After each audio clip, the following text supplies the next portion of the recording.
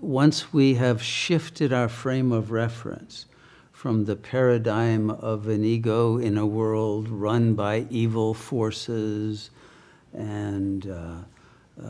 determined by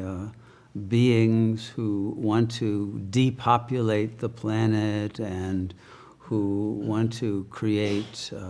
poverty and misery and increase the wars and the devastation for their private profit or whatever their particular conspiracy is, according to whatever theory you may hold, that none of that is the ultimate reality of what is going on. Even if there are grains of truth, or more than just grains, within that level of egoic understanding of the nature of current events. That's not the actual significance of what is occurring. But only those who recognize the true significance will be able to get the benefit of what the blessing is that this time offers us. And so if you keep your mind focused on how bad it is or who's trying to get you or what's going on of the nefarious nature, if you're focused on that rather than on the more secret and more internal transformation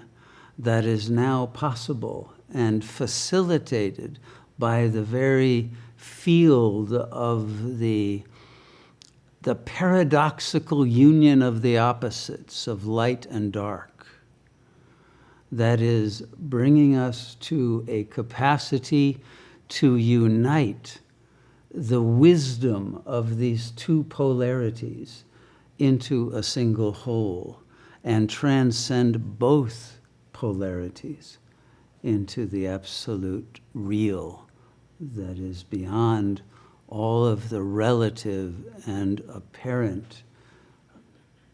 events and energies that are in movement in this plane that is reaching its own exhaustion, its own ending as a result of an inner force that desires to return to the source of our being, that is not in this world, that is in the transcendent light. And it's because of that drive at a collective level among all the human souls, in fact, all of nature, all of the energies of the world that have reached their most tamasic level, their most exhausted, inertial, and non-creative levels of a consciousness that has become concretized, rigidified, and stuck in patterns of thinking that are self-defeating and self-debilitating. The awakening from that and the recognition that all of this is perfect and had to happen in order for us to transcend that apparent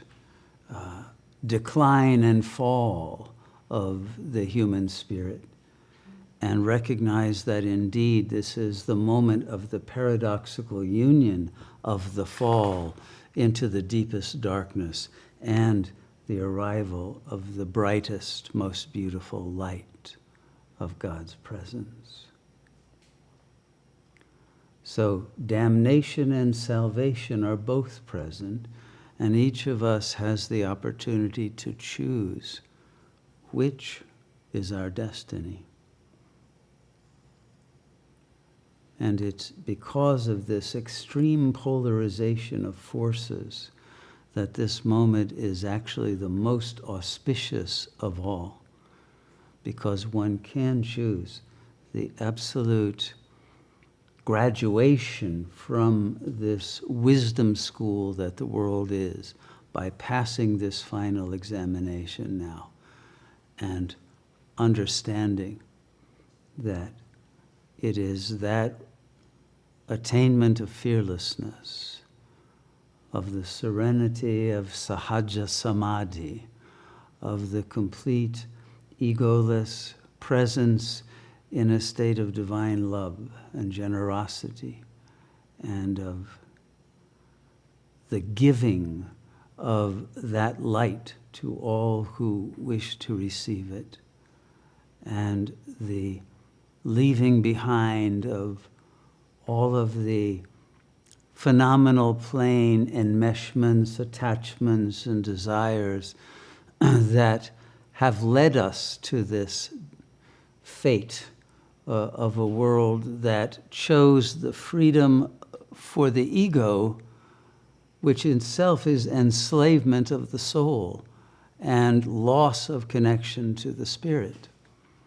and instead are now able to choose freedom from the ego for the soul to attain the union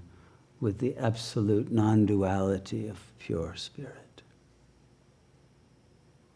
So it requires a transvaluation of values. It requires a return to a recognition of the presence of God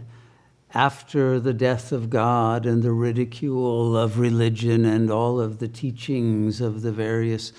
sacred traditions of the perennial philosophy, etc., in the modernity and the replacement of the traditional religions with the religion of scientism. And if you will wake up from the false trust in science that has imposed many of the dark forces upon us, and return to the science of wisdom that connects with the source of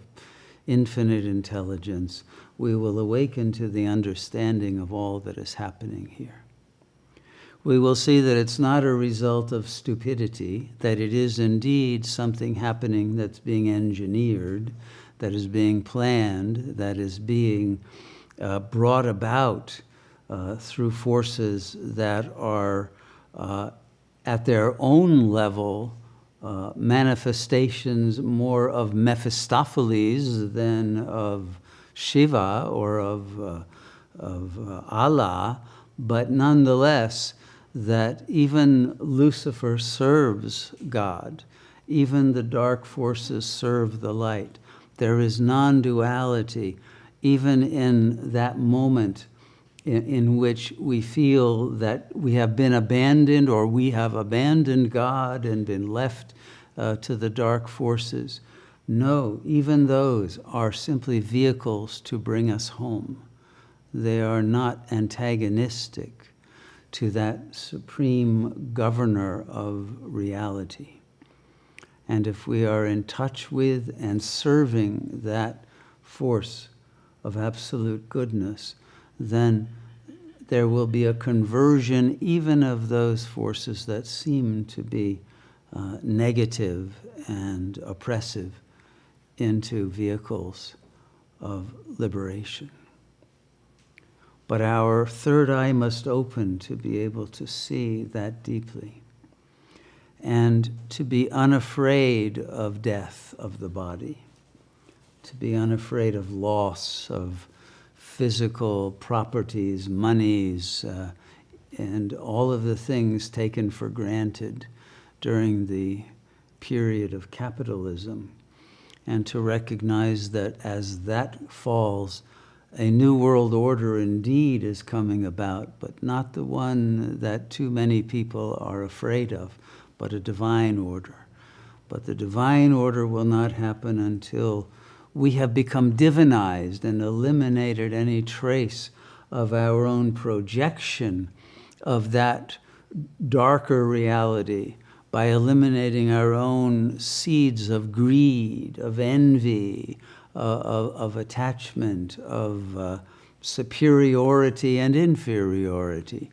and of all of the traces of dualistic thought in which we have become alienated from one another, from nature, from the divine light, from the absolute self.